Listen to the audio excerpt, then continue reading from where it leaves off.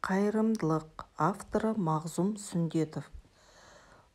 Құрбыларынан бойы аласа, монтиған Мұхтардың мектеп табалдырығын аттағанына көп болған жоқ. Әлі тіпті су жаңа киімдерінің қыры да кетіп үлгермеген. Бәтеңкесі де қап-қара, жылт-жылт етеді. Айналайын, дейді анасы күнде үйден шығарда. Байқап жүр, үсті-басыңды ластама, жарай ма?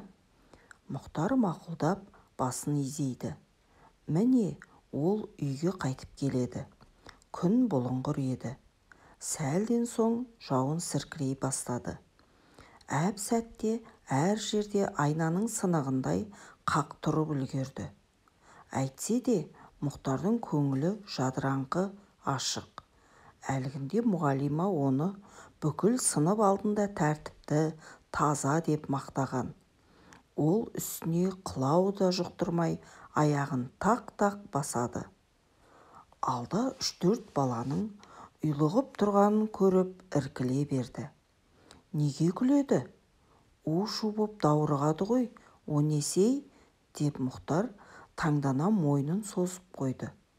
Аумақты қар суын қоршап алған балалар соған тас атып ду-ду күледі. Мұхтар елемей өтіп кетпек еді. Кенет қақтың ішінде жүзіп жүрген жұдырықтай күшікке көзі түсті. Тұмсығы қара, өзі ақ күшік. Мені мыналардан құтқарсайшы, өлтірер болды ғой, дегенде аянышты қыңсылайды. Өліп талып жағаға жетіп, бауырын сүйрете бергені сол еді, балалардың бірі аяғының ұшымен итеріп, суға түсіріп жіберді. Өзгелері қиқулап жарыса тас атты. Тас тиген сайын күшік қаңқ етіп батып кетеді. Сәлден соң су жұтып, шашалып қайтадан шығады. Әбден қалжырап, үрейі ұшқан күшік жан ұшырып жүр. Мұхтар шыдамады. Араға кеп қойып кетті. Балалардың бірін иығымен қағып, бірін итеріп жіберіп, өлеусірей үні өше бастаған күшікті көтеріп алды. «Әй, өзіңе не керек, ә?» деп әкіреңдеген сотқар баладан ығыспады. Күшікті бауырына қыса түсті.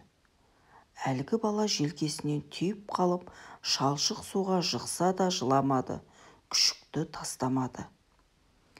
Күшікті құтқарғанына Мұхтар қуанышты. Су жаңа формасының балшық-балшық болғанын да елейтін емес. Үйге жетіп, есіктің қоңырауын қаққанда ғана киімінің ластығы есіне түсті. Қап-қара бәтеңкесі кір қожалақ. Киімдері сатпақ-сатпақ. Сықыр етіп есік ашылды. Мұхтар абдырап, не істерін білмей қалды. Басын жерден көтерсе, апасы екен.